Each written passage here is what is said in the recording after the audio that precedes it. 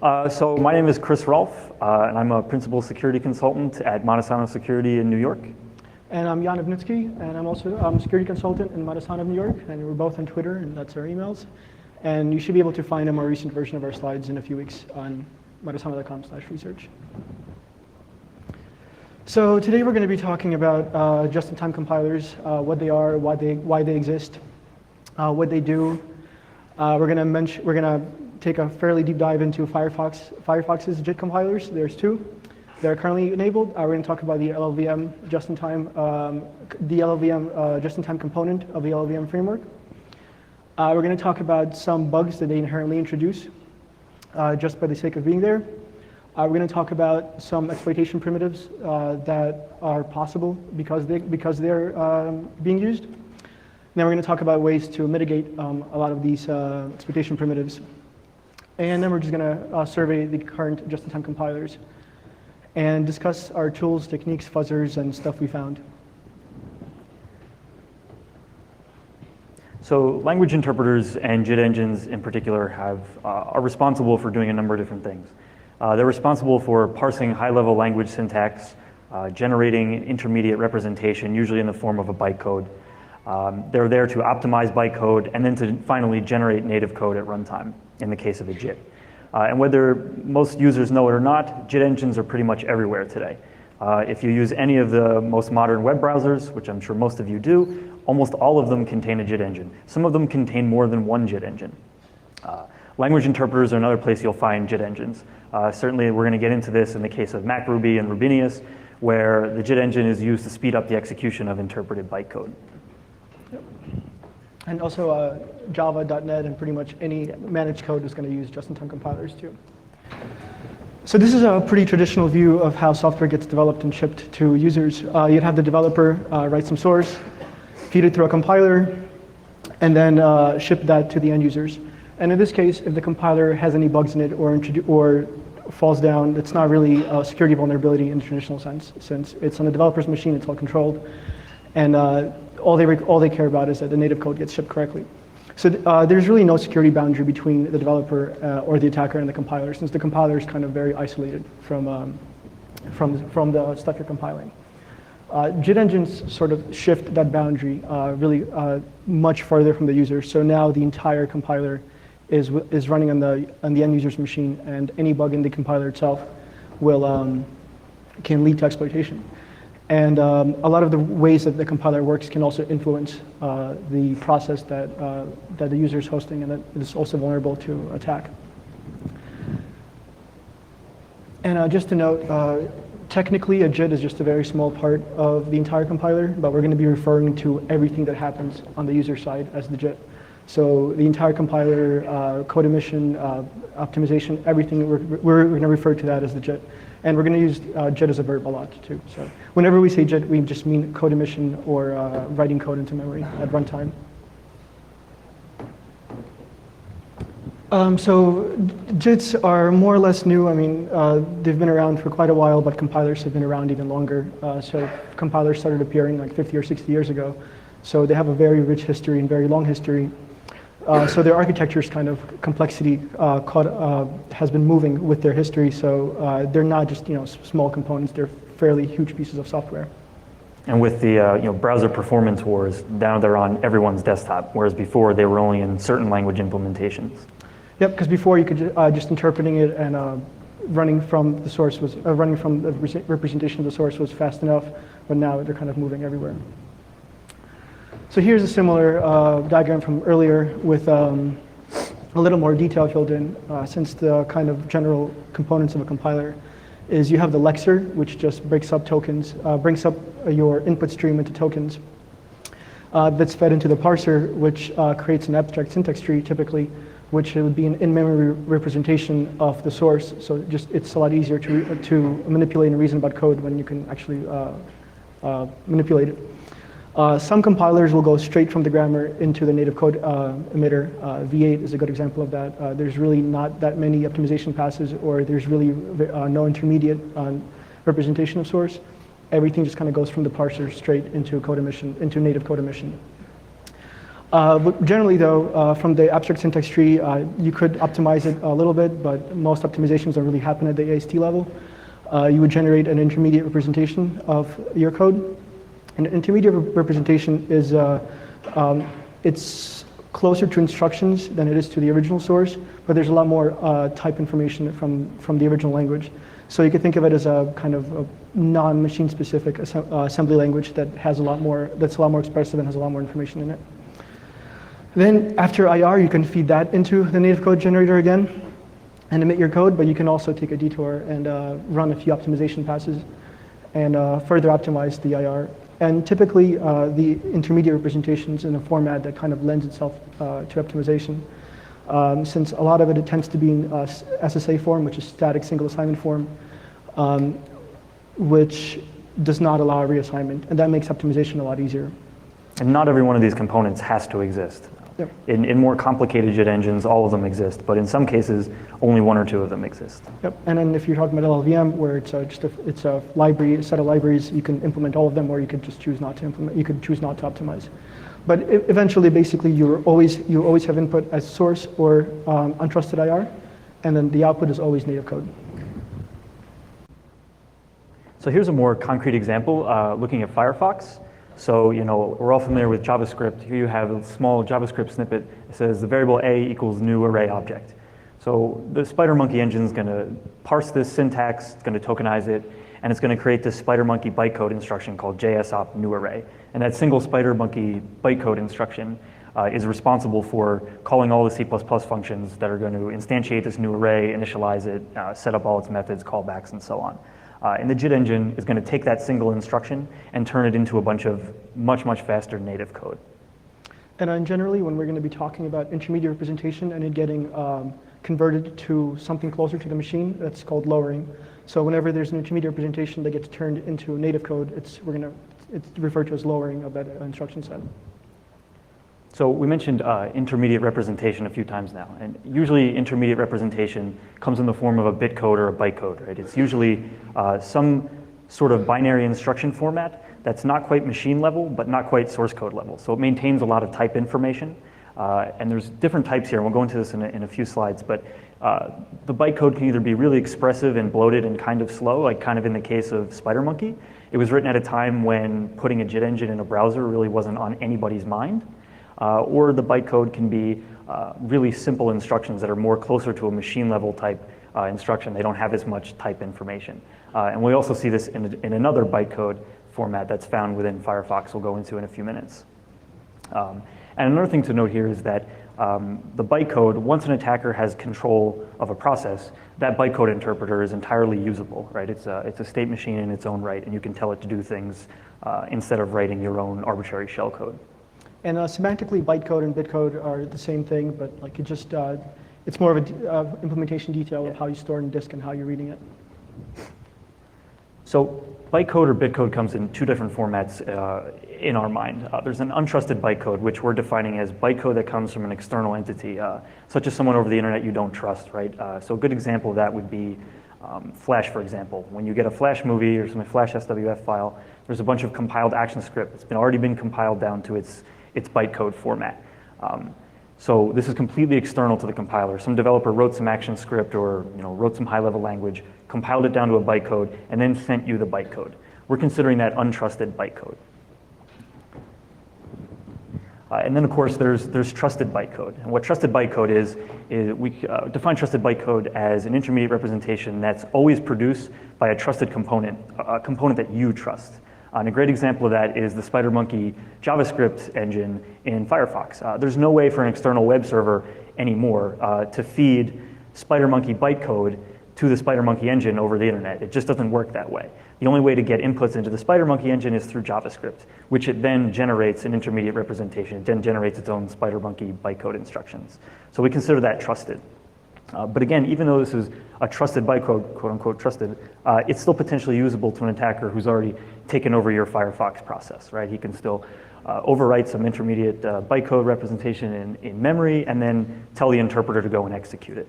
And just another way to think about it is where that boundary gets drawn from our original diagram, whether the lexer and the parser and all that, that happens on the developer's machine or that happens on the user's machine.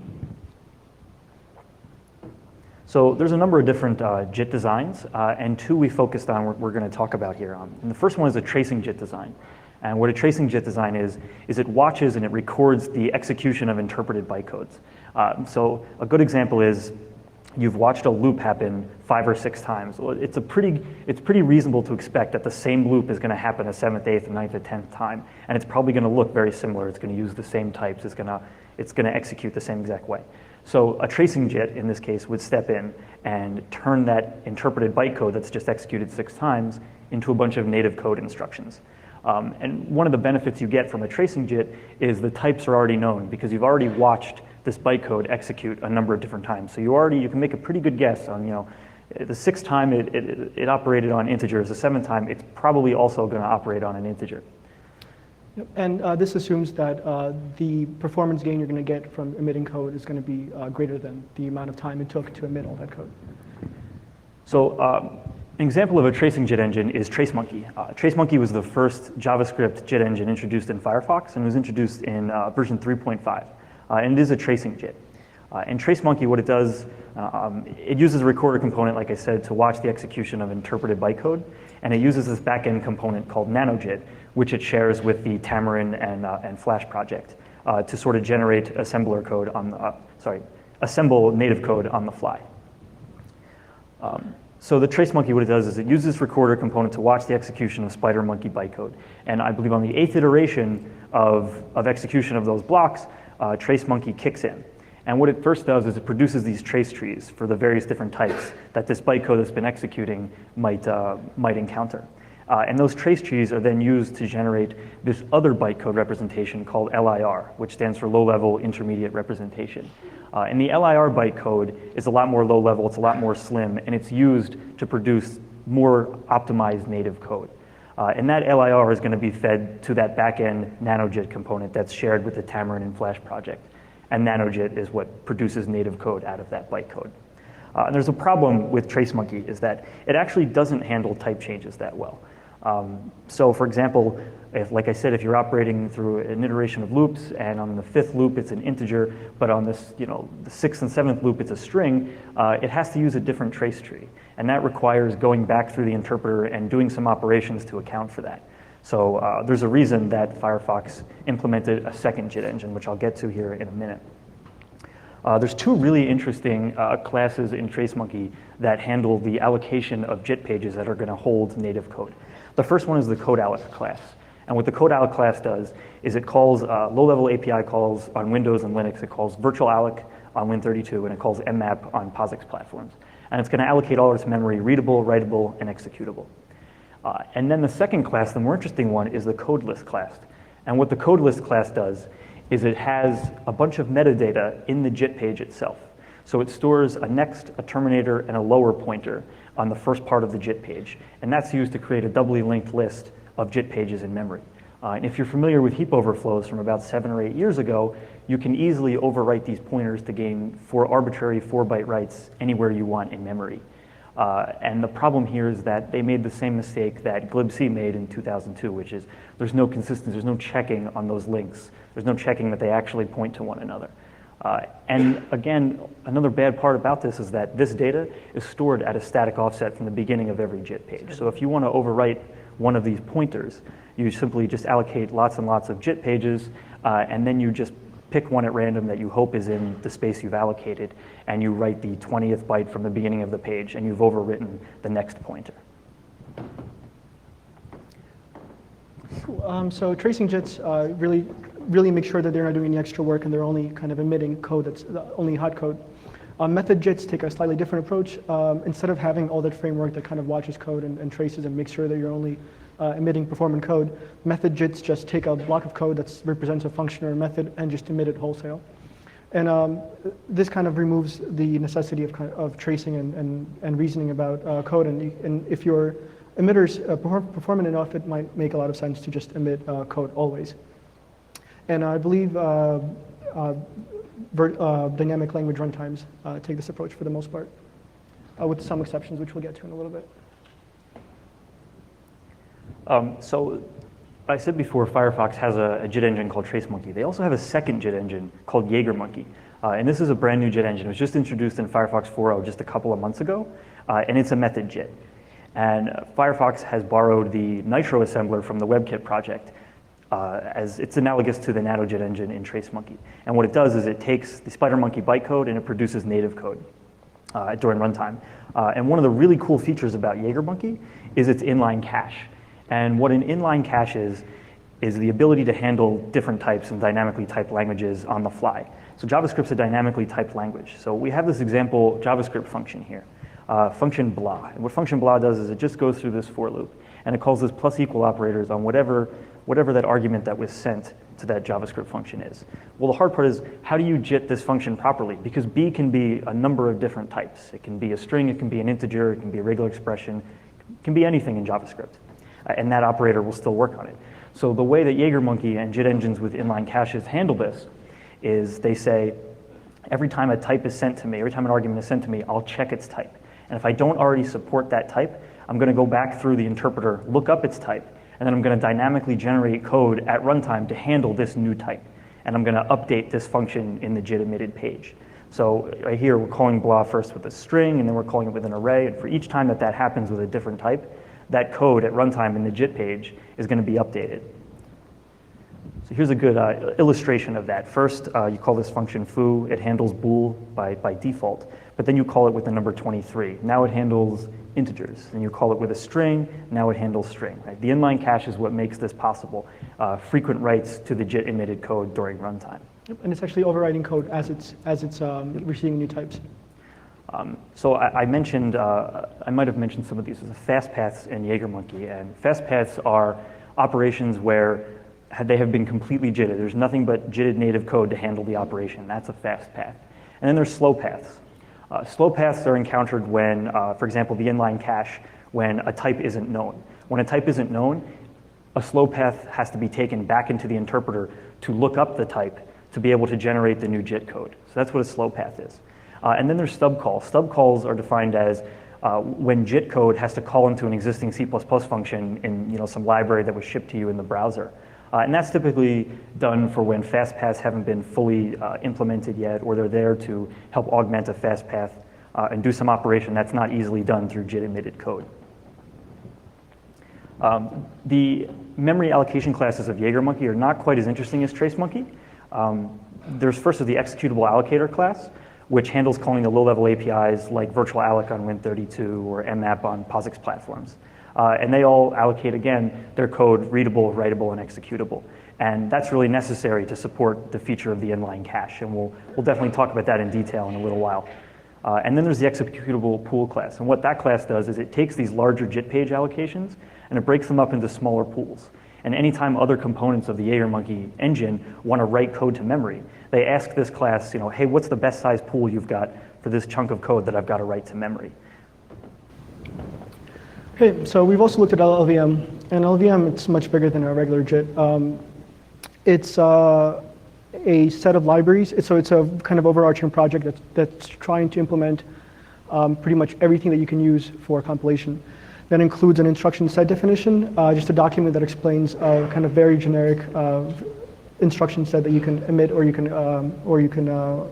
work on as an optimizer. LLVM produces a suite of libraries that's used for everything from parsing code to optimizing code. Optimizing is how the project got its start, as Chris Latner's thesis, like in the early 2000s.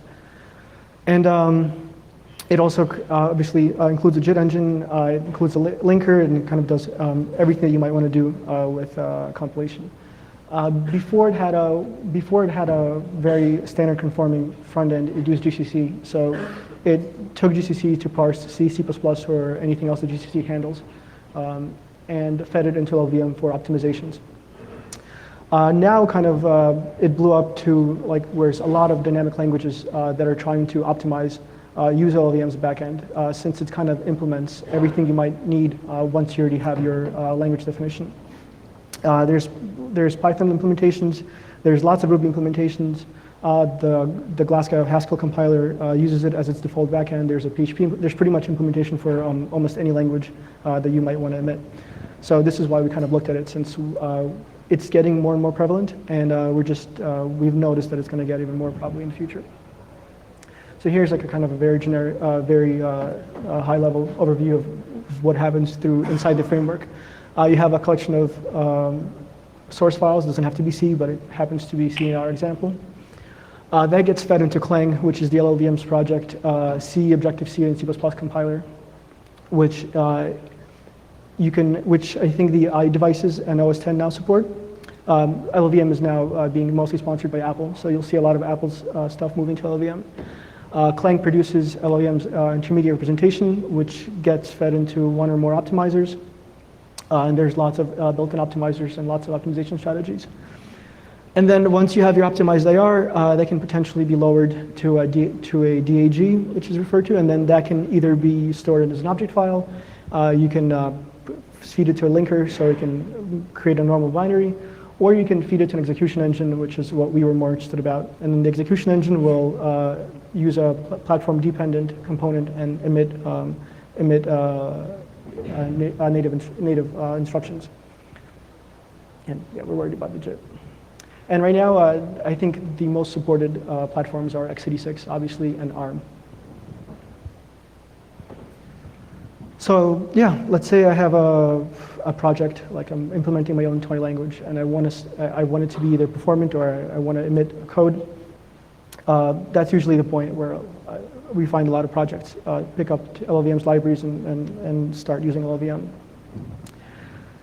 So, and as we were looking at LLVM, we realized that it's not really as straightforward as just like linking to LLVM.so and starting emit code. There's a few different strategies you can take to start to connect to LLVM. The most kind of obvious way is just emit IR directly. You don't have to write bitcode or anything. You could just use their API to build your own instructions to emit the code you're using as an LLVM native instruction set, and feed it to the rest of the system, and it's going to be compiled, linked, and everything. And MacRuby takes this approach. MacRuby sets up Objective-C bridge to Ruby and kind of backends into LLVM natively. JIT is also using it as a backend now. It's a default backend now, but I mean, if you already have a fairly mature project that has its own VM instruction set, it has its own VM interpreter, and you kind of took the time to implement everything on your own, there's really no reason to throw that away. Plus, if you're distributing copies of your software, you might have some cases where you just can't bundle LLVM with it. So a popular strategy that we've been seeing is you have the front end does the same as you would without LLVM. You would create your own instruction set, your own bytecode that you've implemented for your project, and then once you've emitted all of your code base, you can have a visitor that slowly kind of walks each of your instructions, converting it to LLVM equivalents, kind of build up a module. And then once that kind of translation's been done, that will feed it into the LLVM framework and feed it to the execution engine. Rubinius takes this approach since Rubinius had its own VM before, and they have their own bytecode. So if you run a Ruby file with Rubinius, it's going to spit out an RBC file or an RBO file, and that will have Rubinius bytecode. So then once you load Rubinius bytecode and you have LLVM support enabled, it will translate Rubini's bytecode into LLVM bitcode and start executing. And ClamAV, the open source virus scanner, has a way that you can implement your own scanning code, and it's done in a subset of C, and that subset will use LLVM's front end to compile it to bytecode so that you can make your virus engine support more formats. So I mentioned module. A module is the closest analog to a module is a translation unit. So like everything that you might need to emit code or to run code gets attributed to a module. That would include instructions. That would include all your constants. That would include your data, and pretty much anything that you need, anything that you would need to emit code goes into a module. Then you create an execution engine object, which receives a handle to a module. And the execution engine is the interface that kind of handles everything to do with JIT emission. So, and then nothing happens after that, right? It doesn't just emit everything as soon as it sees it. Once as a client, as the kind of, as the client program for LLVM requests a handle to a function, which is probably going to be main initially or some equivalent of main, only then we'll actually start generating, only then we'll actually start trying to emit functions. Then only emit what you asked to emit. Like it's not going to follow all calls, it's just going to fill with stubs and kind of stop there. And then, and then you're running, and then once you've received a handle and once you receive the handle to a function, you just get a function pointer to like a native function that you could just call as if it was an any C function. And here's a kind of another high-level diagram of the JIT class and its auxiliary classes. You'd have the execution engine interface, which is implemented by the JIT class, which right now there's only one JIT class, but the project's working on an MC JIT class, which is going to be another execution engine, which tries to be a lot closer to hardware and tries to be a lot more knowledgeable about the assembly you're emitting. And that connects to a JIT code emitter, which handles a lot of your IR passes, and your JIT memory manager, which is as we'll get to later, we feel it's an important class that handles all the memory you're emitting to. So it allocates your readable, writable, and executable pages. It has callbacks for pre-emission and post-emission, and it pretty much does anything that would require memory usage. And then all of that is totally platform independent, and the only platform dependent part is like in this x86 JIT info class. Well, in this case, x86 JIT, since it can be any platform. And then that will handle all the machine-specific passes that will actually emit your native code. And if you're looking to use the LLVM framework in your project and you want to implement the protections we're going to go over, like Jan said, the JIT memory manager is the class that it needs to be done in. Mm-hmm. It's very important. So this brings us to the reason why we're all here, right? JITs and application security. You know, how do JIT engines affect the security of the applications that use them? Compiling code is traditionally done by developers, not you, right? It's done by some guy who has some code on his desktop and it's his code and he knows who wrote it and he compiles it, and no one cares if his compiler crashes because it doesn't affect you, it doesn't affect your data. But now that code compilation is happening in your browser or in your language runtime. So that's a trust boundary we feel has kind of been crossed there. Because you're now compiling my untrusted code that I've sent to you over the internet. One of the major things that can go wrong with JIT engines is incorrect code emission. And this is something that we feel that no one is really talking about. JIT engines can't always produce perfect code, right? It's impossible for the same reason that GCC can't produce perfect code and Visual C++ can't produce perfect code. So compiler bugs are usually caught when someone is developing code, testing an app, and it's all done on the development machine, and then you just get the fixed final product. You know, but what happens when those bugs happen in your browser? Here's a great example of what can happen. This was just patched in June in the x64 JIT of the JVM. What they intended to JIT, the code they intended to JIT, basically took a value from the top of the stack and added this constant to it, and then popped some values out into R flags. What the JIT actually emitted was this instruction that shifted the stack pointer by this large constant in memory and then did the same operation. And this was, of course, just marked, oh, this is just a stability bug, it crashed. It's not just a stability bug, and these types of problems can lead to security issues. And you know, as long as we're marking them stability bugs, no one's going to take them seriously as the security bugs they really are. And there's plenty of examples of this. Another example, in the beta version of Firefox 4.0 from earlier this year, someone reported a bug where they were surfing Gmail and the JavaScript in Gmail crashed their browser. And I looked into the bug case and I saw what was really happening there. Basically, there was an inline cache still in place. There was still native code in place for operating on an object that had already been garbage collected. And that's sort of a classic use after free situation, except for the fact that the JIT emitted x86 that jumped into a random spot in memory. That's awful. If you can get code at where it jumped to in memory, then you can control the flow of execution. Another great example of this is a bug reported earlier this year, and to their credit, Microsoft marked as a security issue, was the CLR JIT confused the state of an object as either being null or non-null, depending on its properties. And what could happen there could be some authentication bypasses or authorization bypasses when the higher level code goes to check the state of the object. The JIT produced incorrect code for checking it.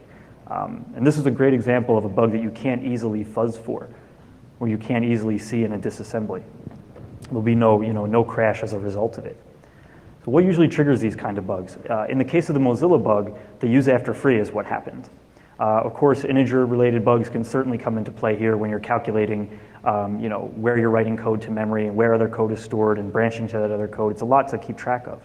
And then the most interesting case is incorrect logic, is when you have all these complex JIT components and just one of them is out of sync with the others.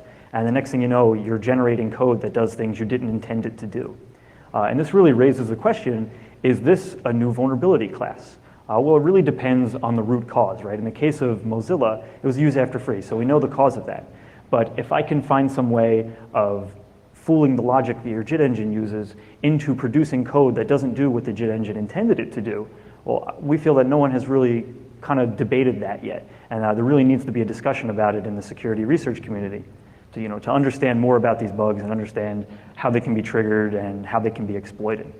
And just another I feel interesting difference between having a JIT and having a traditional compiler is if you're compiling code that's not to spec and the compiler burns your house down or does something awful, it's okay because you're feeding it code that's not up to spec, so it's not really up to the compiler's author what happens since you're not using it correctly.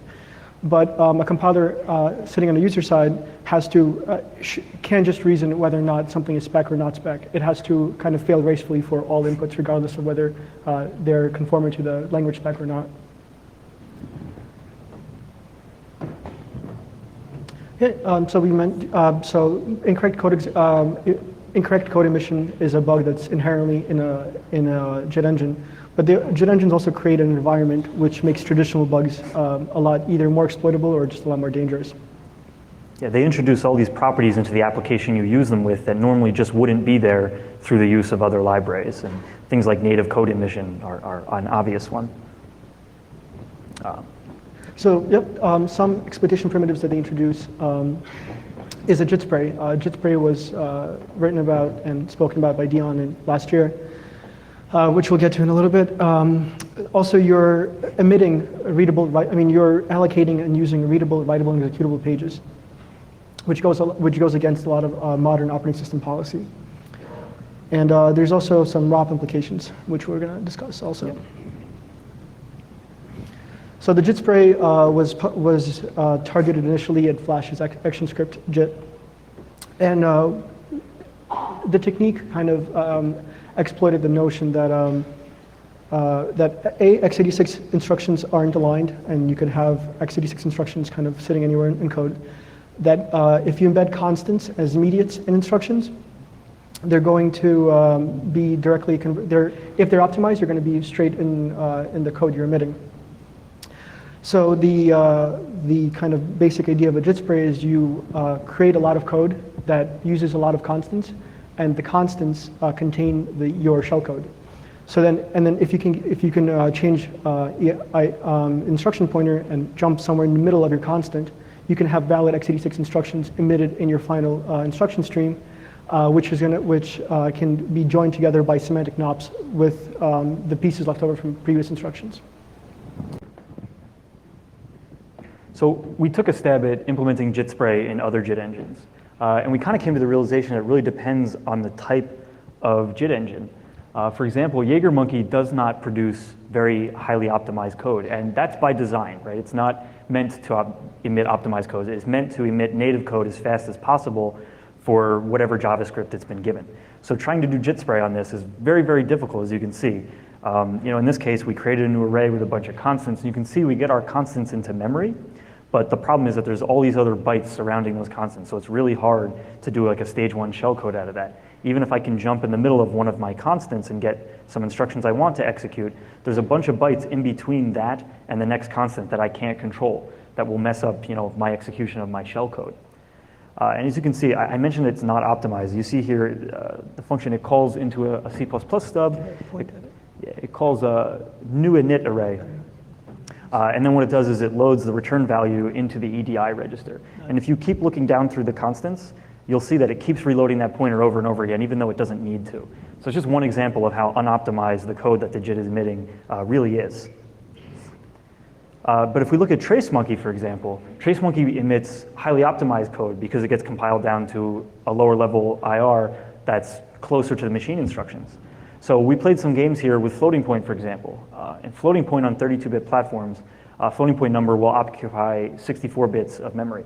So we take a floating point number that represents a bunch of x86 NOP instructions, and we just assign it to a bunch of variables. And by doing that, we get a bunch of our constants much, much closer in memory, much closer to the original JIT spray attack. albeit with some bytes in between, but those are predictable and they're much, much smaller. And you can actually get a stage 1 shellcode out of this through the TraceMonkey engine. So I think one of the main side effects of JIT engines is that they always need, for the most part, writable and executable memory. So this weakens depth quite a bit.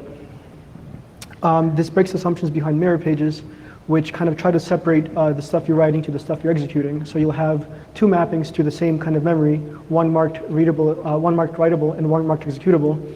So you write to one place and you execute from the other place. In the case of a JIT engine, this can give rise to blind execution, whereas traditionally with mirror pages in place, you need to know both the place where you need to write and where you need to execute from. Whereas here, you really don't need to know where to execute from. Since if you're writing to the JIT page, you already kind of emitted code. You know the code you're emitting. And all the function calls are already stubs into the stuff you're writing. So all you need to, so if you potentially spray your code into a JIT page, then all you need to do is just call that function that you already had a handle to, and that already is going to point into your potentially your shellcode. And one protection against this is, emit code and then remove the write permission. But this really isn't going away for inline cache designs. Yeah, so like we said, inline cache designs have to rewrite code in memory constantly. That's how they're designed. So again, if you don't handle integer type, you have to update the code in memory to handle a string type. That's going to happen pretty frequently enough that making a trip back through the kernel and making a context switch to mark the page only readable every time that happens is just too much of a performance hit for an engine that's designed to make a browser a lot faster. So the RWX page problem isn't going away anytime soon for JITs with an inline cache design. It goes against the reason that they exist. So readable, writable, and executable pages can obviously be repurposed for a number of different things. Say, for example, you have an array and you have an arbitrary index out of that array, and that's the vulnerability. One thing you could do if you can read from that is you point the index into one of the JIT pages that are mapped, and you read some bytes out of it. Well, you won't just get a bunch of native code that's been written out. You'll get branches back to the DLL that wrote it there. So you'll get addresses that will tell you where the DLL that emitted the code is in memory. And that can be used to defeat things like address space layout randomization. Another thing you can do if you have an arbitrary write is move the index over one of those JIT pages, overwrite some code that was JITted there, and then trigger the original code, the original high-level script that was JITted to that location, and that's blind execution. You don't have to know where that code is in memory. You just have to trigger the original code that was JITted there, and you get that code execution for free. And another one that we think really hasn't been touched on is adjacent pages with permissions that allow for this to be easily abused. So here in Firefox 5.0, we have an example. We have one page that's mapped readable and writable, and then just adjacent to that page is an RWX JIT page. There's no gap between those two pages. So what happens when there's a heap overflow in that readable and writable page? You just keep writing code onto the executable page, trigger the JavaScript or the high-level language that was JITted there, and you get code execution, again, for free. You don't have to know where that code is. Another way we can use these is in a traditional ROP payload, your first stage one is going to be used to call into something like virtual alloc or mmap and allocate a bunch of executable memory. So you have to find a stub in the DLL that you're ROPing off of to do that. And if that doesn't exist, well, you already have all this readable, writable, executable in memory. You just spray a bunch of it by abusing the JIT engine, and then you just use your stage one ROP payload off another DLL, write your stage two into it, and execute it. So speaking of ROP, ROP gadgets are small pieces of code that you can borrow from already executable and already mapped pages to kind of bounce across and start loading your second stage shellcode into. But this, for the most part, needs for predictable addresses and in already loaded pages that have been loaded as the process is running. But the JIT engine can already be spraying lots of code that's predictable, so you could just ROP off the code you just sprayed. And we'll get to randomization and placement in a bit, but for the most part, you could have predictable offsets into gadget pages, and you can even kind of make your own gadgets in the JIT pages, which we're referring to as gadgets with a JIT. Yeah, and it's pretty much unconstrained to how much native code you can produce, so you're not limited to just the stuff that's been loaded. Yeah, I mean, that's one big constraint with the ROP technique, right? ROP was invented to defeat DEP. It was invented to defeat data execution prevention, not address-based layout randomization, which means even if you have a bunch of usable ROP gadgets and a single DLL in memory, you don't know where that DLL is. In the case of a JIT engine, the JIT engine produces lots and lots of native code on lots and lots of different mappings. You don't need that one single instance in memory. Yep, and then the JIT engine will probably not use the OS's loader, or so there's no, like an ASLR policy will not explicitly apply to a JIT engine. Not always, as we'll Right. as we'll get into. And one thing to note here is that this is not really the original JIT spray attack, so it doesn't require that you can control a bunch of constants in memory. So the protection mechanisms that are in place now to defeat JIT spray will still fall over against this. So finding usable ROP gadgets in your JIT emitted code pages really depends on the JIT design. If the code is highly optimized, sometimes it actually be harder to find gadgets because there's less code to look in. The code is just, it's tighter. And it depends on how the emitted code transfers execution, right? Either it just jumps all over the place. Does it use like a return base? Does it return all the way back into the C++ code and then back into the next emitted stub? Or is it just frequent calls to C++ stubs? It really depends on what that emitted code looks like. But the main takeaway here is what input can I feed this JIT that will produce some segments, some emitted native code that will contain a usable gadget. And finding these requires a lot of time and effort into what source code will produce, what source code can be fed to the JIT engine that will produce what usable native code. And then in addition to that, we kind of found you need a specific tool for finding these in JIT emitted pages because all of the existing ROP payload generating tools operate on DLLs in memory or a DLL on disk, and that just sort of didn't fit what we wanted to look for. So another technique we've been looking at, which we termed JIT feng shui, inspired by Alex Sotorov's research in '07 on JavaScript heap feng shui. And the premise of the heap feng shui attack was the fact that the JavaScript heap is deterministic. You can make various allocations to kind of groom the heap to be more predictable and to better reason about where your shellcode will be. We kind of borrowed the similar technique, whereas you can, since the code is provided by the attacker, you have complete, and the JIT is completely deterministic. You can also predict where you can also predict where and how your code's going to be emitted.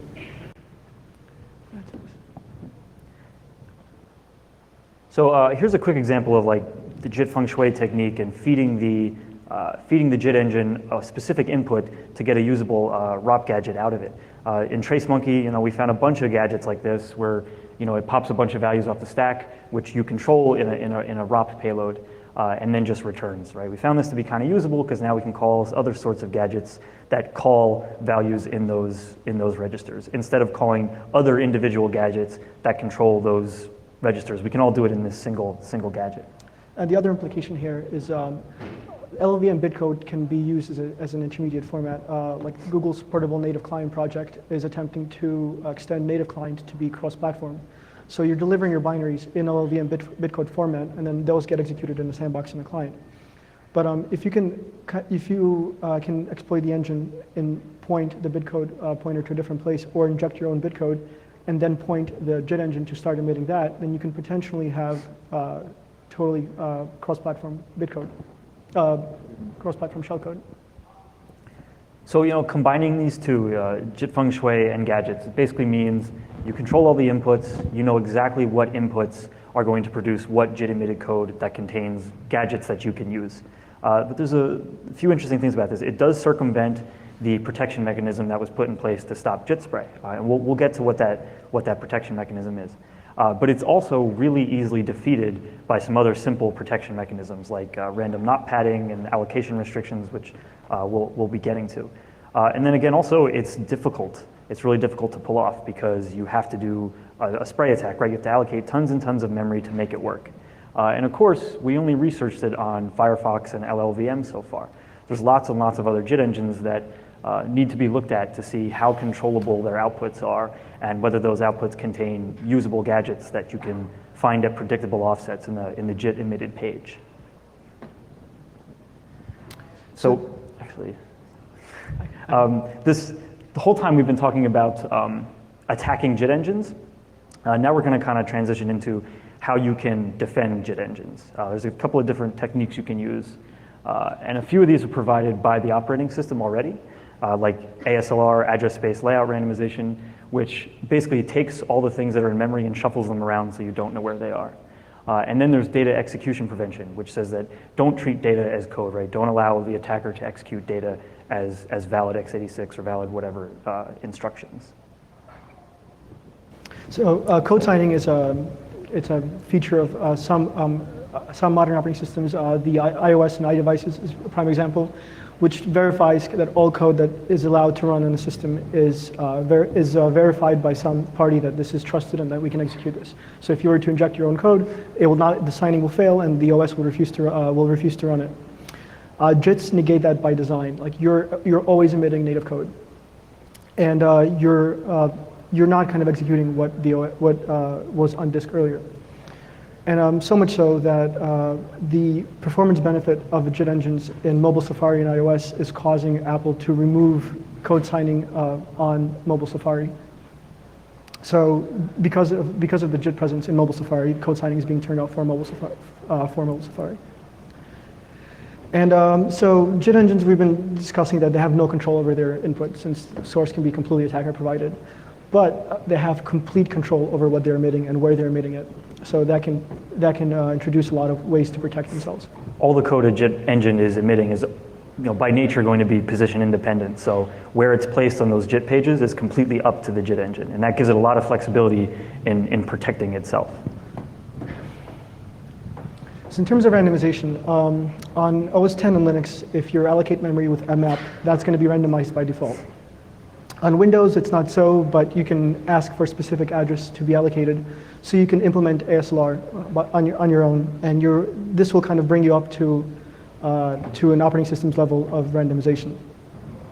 V8 and i9 both kind of specify random address to have their memory loaded at. Yeah, if you call virtual alloc a number of times, you're going to get back a bunch of contiguous page allocations, and that's really bad in the case of readable, writable, and executable memory, because now there's a giant block of it with no gaps in between. Okay, so here's just a really crude approximation of what an address looks like, and here white means it's predictable, it's unrandomized. So we have so first, let's say we do introduce allocation randomization to memory we're asking. So we're pretty much randomizing all but the bottom 10 bits. And that will bring us up to the randomization that's offered by an operating system. But we don't have to stop there. You're emitting code into that page, so you can technically emit anywhere you want. So one thing you can do is pad each function by a random amount of nops. These bits of entropy are fairly approximate, so if you're emitting anywhere from 0 to 7 nops before you start emitting a function, that will make your bottom three bits totally unpredictable. But again, you still have about 6 or 7 bits in the middle that are totally predictable. But if you have a JIT engine, you generally see all the source you're going to be emitting right away. So as we mentioned earlier, the Lexer, the parser, that happens way before the JIT engine gets a hold of your IR. So you already know about how much code you're going to be emitting, and you know about how many code blocks and functions you're going to be emitting. So nothing's really stopping you from shuffling them before emitting them. So function shuffling can also extend the high of those low 10 bits to provide an address that's almost completely unpredictable. Earlier we mentioned the case of adjacent pages where the first one is writable and readable, and the second one is readable, writable, and executable. This can be easily fixed in the case of just a straight up linear heap overflow from that first page into the executable page by using a guard page. And the way the guard page will be implemented is you just allocate this memory just beneath the JIT page there in between the regular heap memory and mark it read-only. So anytime a write is attempted on that page, the process would crash or segfault or whatever, or catch a signal. And that's much better, obviously, than an attacker executing code. And this is really important because of the whole blind execution technique. It's really, you don't need to know where you overwrote code. You just need to know you overwrote code in a JIT page, and you have some JavaScript that was JITted there, and then you call it. It's also really simple protection to implement. And there's pretty much a very, very, very minimal performance impact in using guard pages. So one of the kind of first protection mechanisms was created for JIT engines is constant folding. This was made to prevent an attack similar to the JIT spray, whereas you're providing a lot of constants with your own code, and you're trying to kind of make it a lot harder to place continuous blocks of code into your emission. Since x86 instructions are pretty small, having 4-byte blocks is pretty bad. So the solution was to fold large constants into smaller constants and then reassemble them at runtime. So you take any constant that's over 2 bytes long, you break it up into multiple instructions that perform a similar operation with smaller constants, and then you reassemble back later. So that prevents you from inserting larger constants with more code. V8 implemented this initially, but now they use constant blinding, since you can still get a few valid instructions in a space of 2 bytes. Second of all, the instructions that break apart constants and reassemble them later are also predictable. So those can potentially be part of your shellcode. Glad you asked. So constant blinding, we think, is actually the real solution to the original JIT spray attack, where at runtime you generate this random value, this random cookie. And anytime you come across an untrusted immediate or untrusted constant provided by some JavaScript or some high-level language, you XOR that value by that secret cookie you've generated. And then you emit code that un-XORs that value out at runtime. It's potentially a small performance impact to the process, but there's a huge gain here because the attacker won't be able to get in that stage 1 payload anymore, because it'll be XORed by that secret value that the attacker doesn't know. In the case of you just writing a constant in memory and comparing it to something else, there could be a little bit of performance overhead here because you have to use an additional register to then go and get that value back out by doing the XOR operation in reverse. But this is probably the best way at stopping the original JIT spray attack. And you don't always need to increase your register load. In some cases you absolutely need to, but in the case like this where you're just XORing an immediate with a register, you just need to emit an extra instruction. So. Yep. So one notable kind of side effect of a JIT spray is you're going to be allocating a whole lot of memory. And if you're in a predictable environment like a browser where you pretty much know what the workload's going to be like, you could just simply prevent allocation of that much memory. This is not that useful in a dynamic language runtime or just a very kind of generic JIT like you'd find in JVM or CLR. But if you're in a browser, you could definitely cap it at a low enough level that you're not allocating into enough addresses.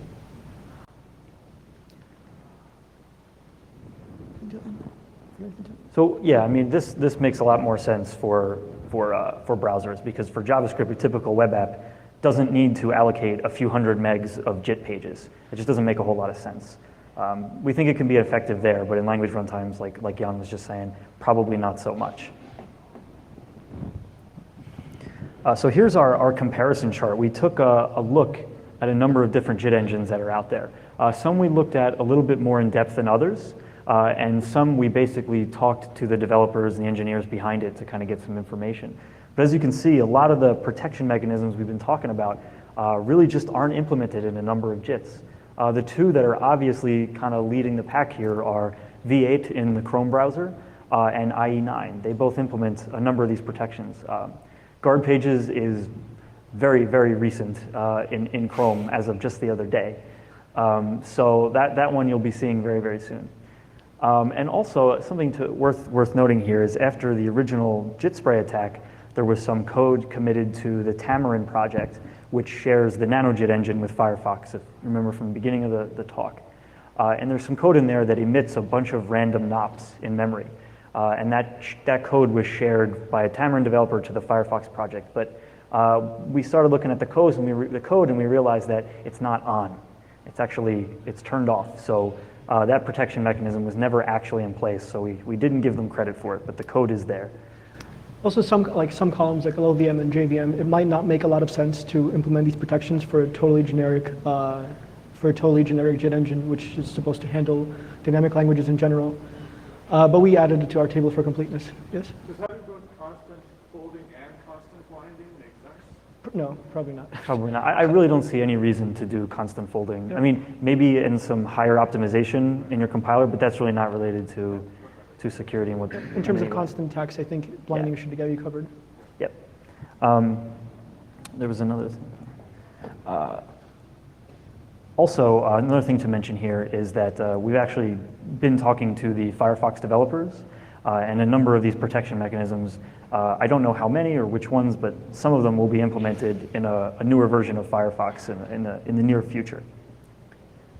And some things also don't make sense, we should point out, like guard pages, for example. They don't make sense for IE9 because IE9 produces JIT pages marked as readable and executable only, and that's a byproduct of their JIT design. It wasn't a JIT we really did a deep dive on, so I can't tell you too many more details than that. Hopefully we'll get to that post Black Hat. But yeah, so that even though we have an X there, they don't actually need guard pages because their pages aren't writable. Okay.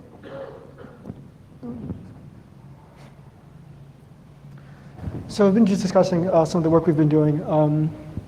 Jitter is our toolchain that we've been writing on top of Ragweed and Nerve. Ragweed is you can check out Ragweed at the tool fair later today. Tool Arsenal. Tool Arsenal. Ragweed is a scriptable dynamic debugger in Ruby, and Nerve is a hit tracer.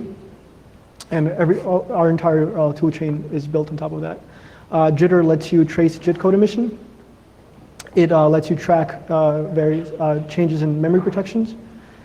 It let you instrument what your JIT fuzzer is doing.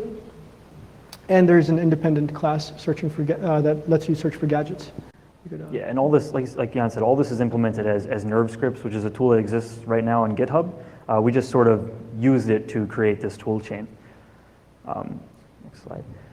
So the first release of Jitter basically works against LLVM JIT and the two Firefox JITs. And we chose a bunch of what we think are interesting hook points for tracing those engines. It's hook points that you would normally get if you were running like a debug build of the browser. You would see all this, this output from the JIT engine, but if you're trying to write an exploit or something for one that's actually on somebody's desktop, you're not going to get that version. You're not going to get the debug version. So we went and we just kind of looked at the binary and found all these interesting places to hook. And some of the things that we hook are obviously where it emits native code into memory, where the polymorphic inline caching hits, those types of things. We extract arguments, we extract the different instructions the JIT engine has emitted. And then we also released kind of a generic script. So if you're researching a new JIT engine and you don't know much about it, run our generic script and it'll look for the allocation of executable pages. And then you can sort of use its output to then go and start reversing that JIT engine and looking at its memory allocator and working backwards from there. And then another thing that's built into Jitter is the gadget finder. I said we had to write our own ROP gadget finder. And it is repurposable. You could use it for searching DLLs and things like that on disk. But we did write it to sort of hook into our Jitter toolchain. And as JIT pages are generated, look at their code, analyze it, and store it to do gadget comparisons later. Yep. And Jitter and the gadget finder are all going to be released within soon. Yeah, we are going to release it. So fuzzing JIT engines is difficult. We've been discussing before that they're kind of removed from where your input's coming. So a lot of the time you really need to have your test cases need to conform strictly to a grammar for them to even get to the JIT. We wrote a few fuzzers. We wrote a Rubinius fuzzer that generated permutations of Ruby grammar. We created a JavaScript grammar fuzzer as well for targeting Firefox. And we created a fuzzer driver framework, which kind of did crash binning and all the process management and test case feeding. The Rubinius fuzzer was the easiest way to reach the LLVM JIT from a higher level language. And just a side note, so we've been looking at LLVM directly, and LLVM, one of its kind of one of its valid inputs is you can provide it bitcode directly. So we're like, hey, let's, it's a binary format. Let's just dump fuzz it before getting into any more detailed fuzzing coverage. But what we quickly noticed is that we were getting way too many core dumps for this to be useful. The bitcode reader class and the bitcode reader in general LLVM is totally not designed to be a trust boundary or designed with security in mind. It is a performance kind of first and only. Performance is its first and only goal. So I guess performance and correctness. We found a bug. That let you reset the bitcode reader to any point in memory and instantiate bitcode from anywhere. We submitted a patch. The patch was accepted, but the feedback we received was, well, we're not really treating bitcode as a security boundary. We're providing a library. If you want to, if you treat it as a security boundary, it's up to you to kind of to validate. But yeah, so. We definitely feel it's a security boundary, but it's not up to the LLVM's project. There's certainly, you can make the argument for the case of someone accepting, like we said earlier, untrusted LLVM bitcode and just kind of shoving it into the LLVM engine to do its thing. And in that case, they're going to find a lot of really fun bugs to exploit. And the comparison here is to like an OS loader. Like you really wouldn't want an operating system loader to load a binary and then have the binary take over.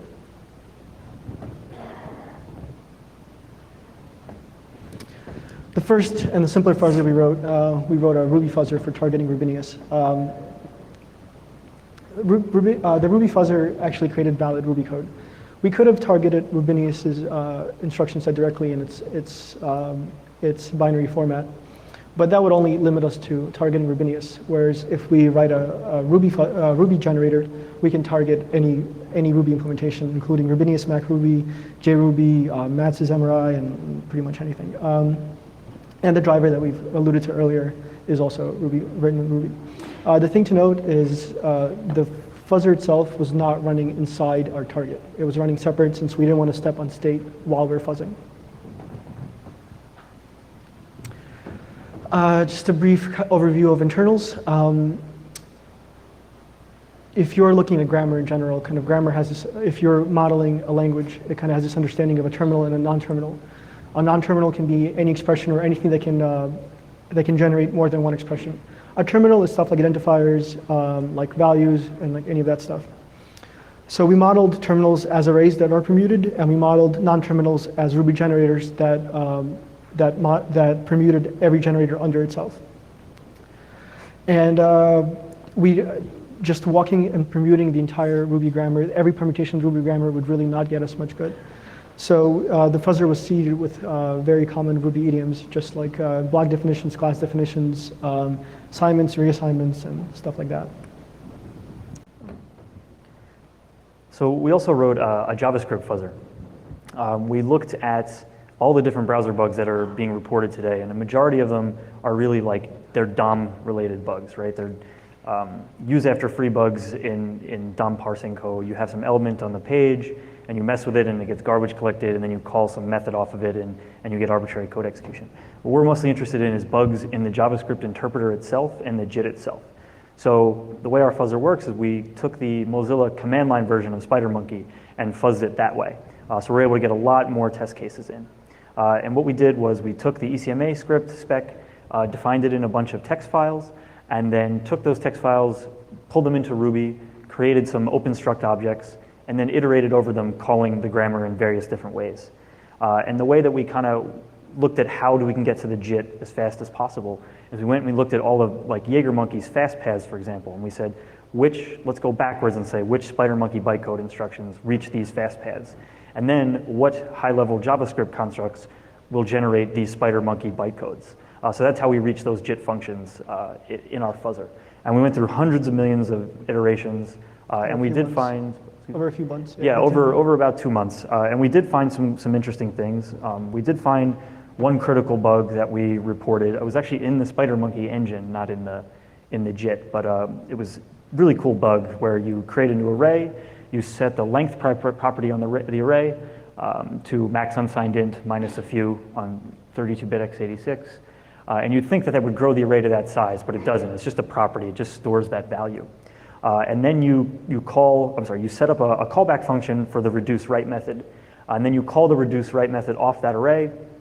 And what happens is that reduce write callback is going to get called for every element in the array. And unfortunately, they used a signed integer where they should have used an unsigned integer. And you basically got an arbitrary index outside of this C++ array that backs that JavaScript object. And the cool thing about this bug was that in that function callback right there, you could either read from that current argument and get just an arbitrary info leak from hundreds of, thousands of different spots in memory, or you could get arbitrary code execution by just calling a method off of that current argument. So this was a really, really cool bug that we kind of played with and using the JIT to exploit because the pages were readable, writable, and executable. So we consider our fuzzer a success for this bug alone. All right, so we'd like to finish up with just something we've been looking at, which we haven't really had the time to do yet, but we think it's going to be really beneficial in the future for finding information leaks. So as more stuff gets randomized, we feel that information leaks are going to become much more valuable as bugs. And fuzzing for information leaks is a little more difficult than just fuzzing for memory corruption, because if you're getting memory corruption, then your process will crash, and that's really noticeable. And binning crashes is really easy.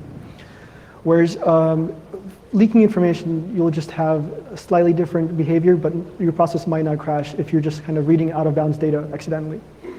Sure, I mean, you can instrument it with something simple, something like Valgrind or another memory tool, but that slows you down quite a bit. Just running something inside Valgrind or another tool that will watch for memory writes, it's going to be really not prone to fuzzing, since it's going to be extremely slow. Yeah, there's no way we could have done the several hundred million iterations we did through our fuzzer had we used something like Valgrind to watch for out-of-bounds reads and writes.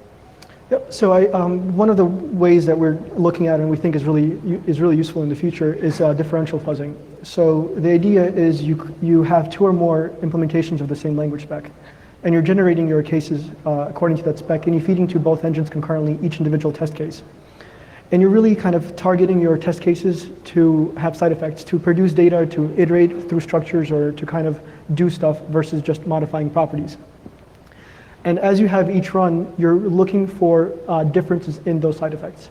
So you're looking for different permutation orders, you're looking for different object representation, and you're just looking for stuff that differs between two implementations, but doesn't necessarily crash the process or cause concern. And once you spot differences, I mean, some engines can have different ways of converting objects to string or something, so you can account for that in your fuzzer.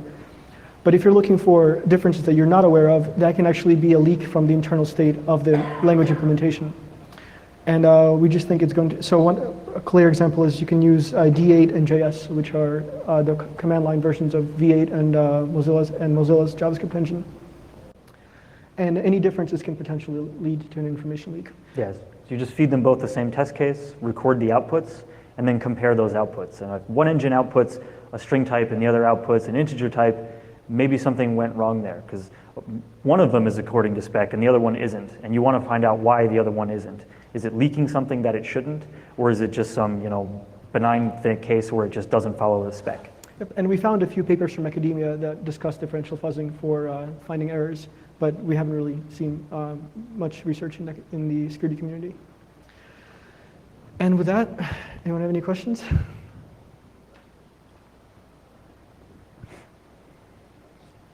Yes.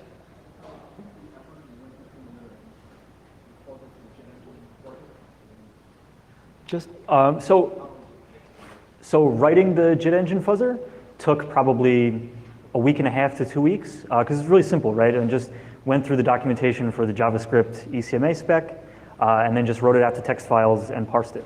And adding new rounds for the fuzzer takes a couple of minutes. So I definitely think development time was worth it. And we have a few other things to report as well. Mm-hmm. And new rounds have been added, like as we're doing other things, it just, fuzzer finished running, let's add more test cases, more rounds. Any other questions? All right, cool, well. Yes. Oh, okay, sorry. yes, we have a question.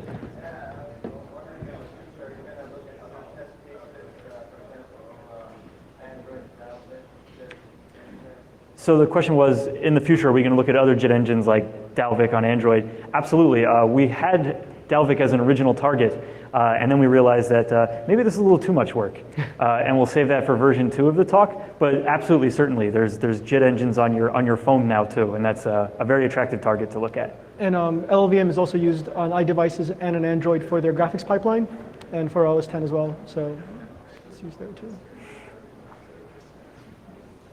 All right, no other questions. Thanks for coming to our talk. Yeah, thanks.